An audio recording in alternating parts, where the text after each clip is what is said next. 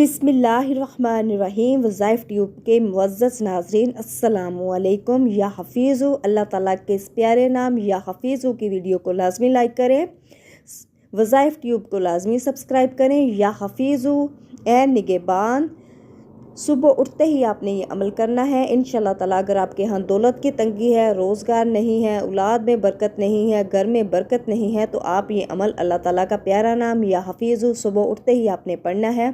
41 दफ़ा अव्वल आखिर आपने दुरूद इब्राहिमी पढ़ना है।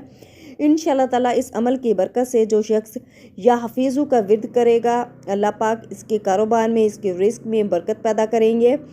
अगर इसका तवीज़ बनाकर अपने गले में डालेगा तो पूरी ज़िंदगी बेखौफ होकर रहेगा। अगरचा वो दरिंदों के दरमियान भी होगा तो अल्लाह ताला इसकी हिफाजत करेंगे। असेब से, जादू जिन्नात से अल्लाह पाक इसकी हिफाजत करेंगे। इस पर कोई असर नहीं होगा। अल्लाह पाक इसके माल जान की हिफाजत करेंगे। जज़ाकल्लाह।